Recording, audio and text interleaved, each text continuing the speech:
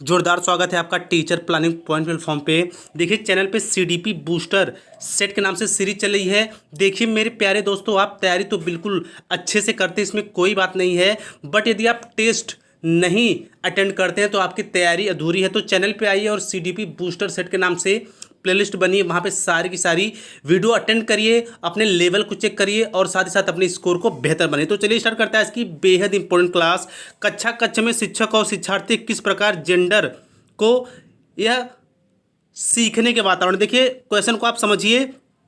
कक्षा में, ठीक है, कक्षा में और शिक्षक विद्यार्थी किस प्रकार जेंडर, यानी कि यहाँ पे रूढ़िबद्धता की बात हो रही है, जेंडर की बात हो रही है सीखने के वातावरण में, यानी कि आपको स्पेस में बताना है क्या भरा जाएगा। ए में कहा जा रहा है रूपांतरित को क्षुब्ध करता है, बी में कहा जा रहा है परिभाषित को कम प्रभावी बनाता है, सी में कहा जा रहा है कि कोई प्रभाव नहीं डालता, या फिर डी में कहा जा रहा है कि निर्मित पर प्रभाव डालता है। देखिए कक्षा में शिक्षक और शिक्षार्थी किस प्रकार जेंडर रूपांतरित है, ठीक है, नहीं रूपांतरित करते हैं, यह सीखने के वातावरण को क्षुब्ध डालता है। देखिए जो जेंडर यानी जो रूढ़िबद्धता है, ये सीखने के क्रम को क्या करती है, बाधित करती है, अवरोधित करती है। इस क्वेश्चन में बेसिकली ये कहा जा रहा है। तो आई होप इसको आप समझ गए होंगे। आगे बढ़ते हैं क्वेश्चन नंबर 2 की तरफ। देखिए विज्ञान के प्रयोग में, यानी कि विज्ञान के प्रयोग में लड़के उपकरणों का नियंत्रण अपने हाथों में लेते हैं और लड़कियों से आंकड़ों को रिकॉर्ड करने के लिए कहते हैं। यह प्रवृत्ति दर्शाती है कि, देखिए प्रवृत्ति क्या दर्शाती है।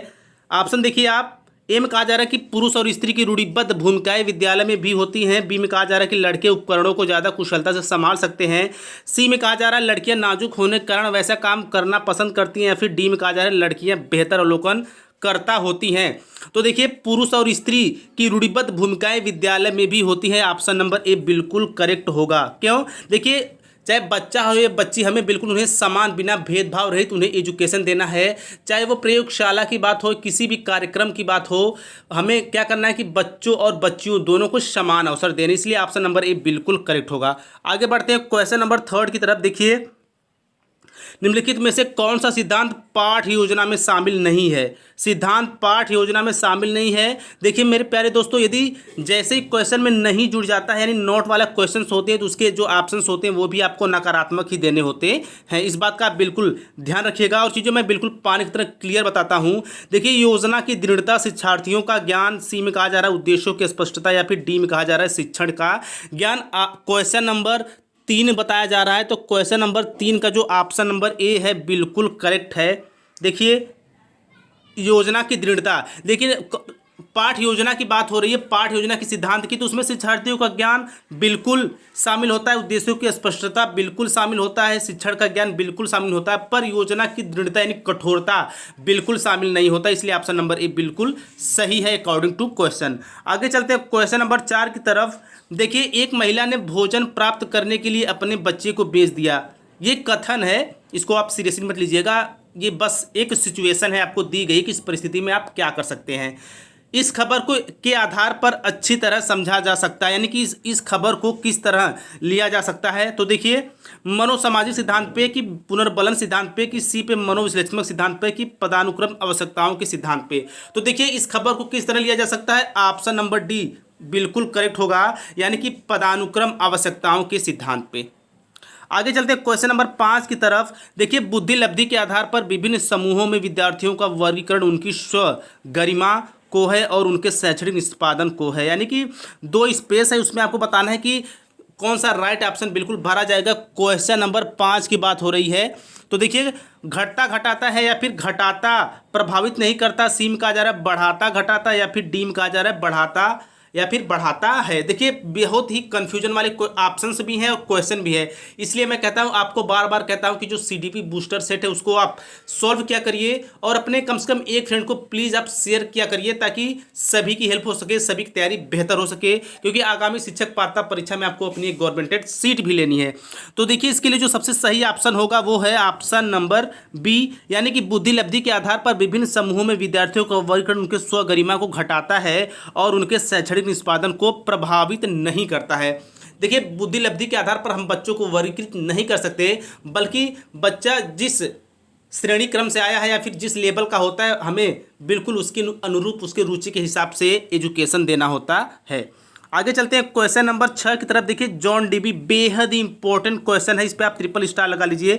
देखिए जॉन डीवी द्वारा प्रदर्शित लय विद्यालय के उदाहरण है। आप जानते हैं जो हमारे जॉन डीवी सर है, इनका बहुत ही योगदान है हमारे शिक्षा के क्षेत्र में। तो देखिए ऑप्शन नंबर ए में कहा जा रहा है पब्लिक विद्यालय, बी में कहा जा रहा है सामान्य विद्यालय, सी में कहा जा रहा है फैक्ट्री विद्यालय, या फिर डी में कहा जा रहा है प्रगतिशील विद्यालय। तो देखिए जो जाहिर सी बात है, जहां भी कहीं जॉन डीवी सर का नाम आएगा तो हम सीधी ऑप्शन मारेंगे प्रगतिशील विद्यालय पे, यानी ऑप्शन नंबर डी बिल्कुल 110% करेक्ट होगा।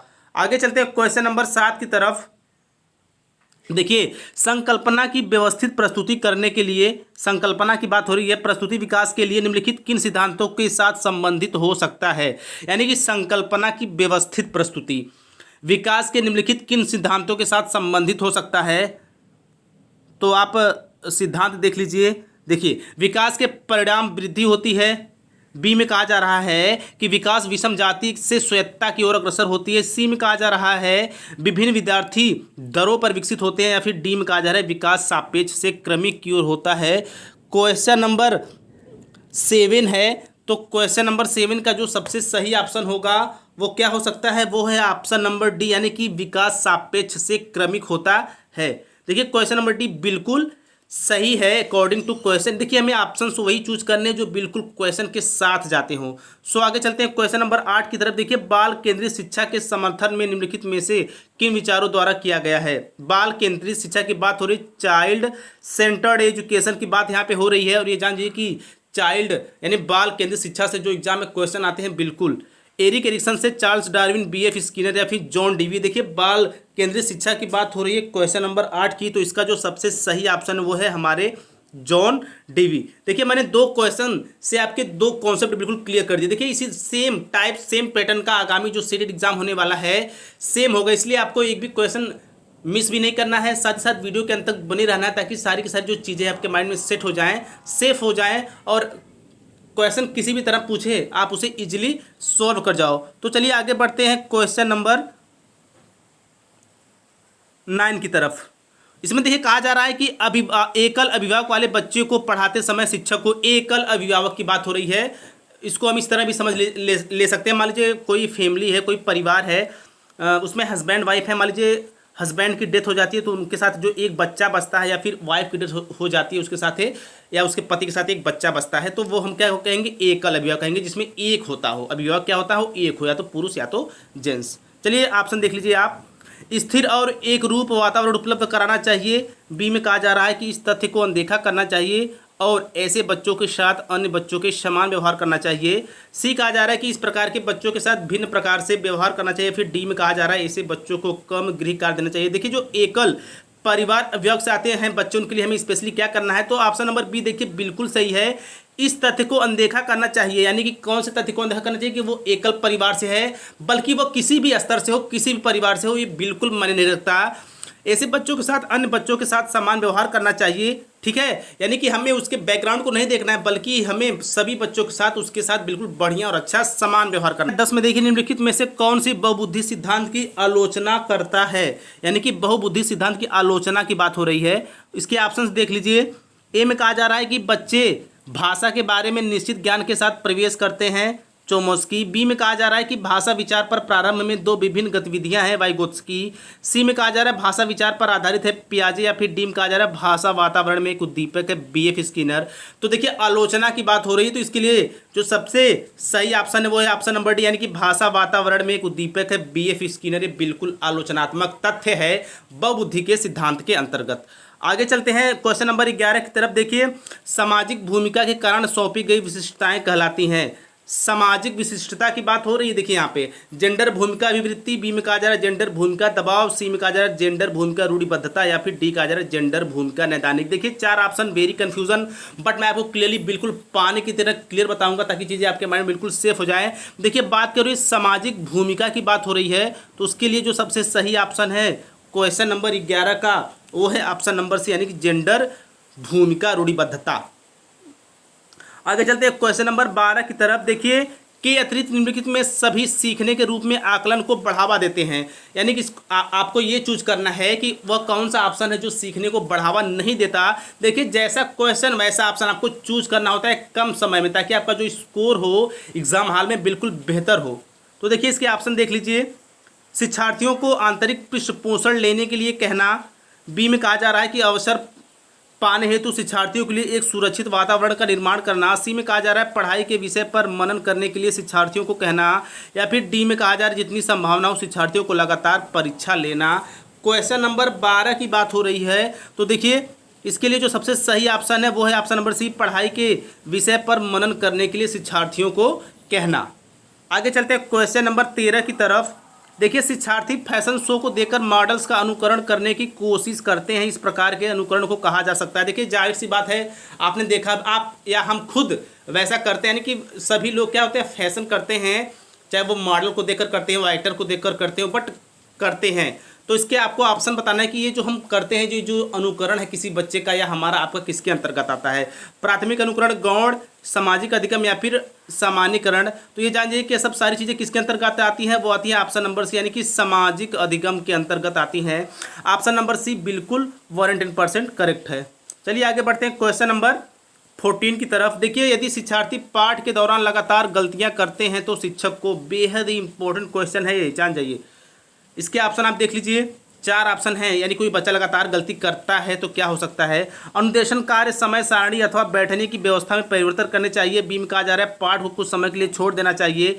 सी में कहा जा रहा है गलतियां करने वाले शिक्षार्थियों की पहचान करनी चाहिए। या फिर डी में कहा जा रहा है गलतियां करने वाले शिक्षार्थियों को कक्षा से बाहर खड़ा कर देना चाहिए। देखिए कोई बच्चा है जो लगातार क्लासरूम में मिस्टेक कर रहा है, गलतियां कर रहा है, तो हमें जाहिर सी बात है क्या करना चाहिए, ऑप्शन नंबर ए, यानी कि अनुदेशन कार्य, समय सारणी अथवा बैठने की व्यवस्था में परिवर्तन करना चाहिए।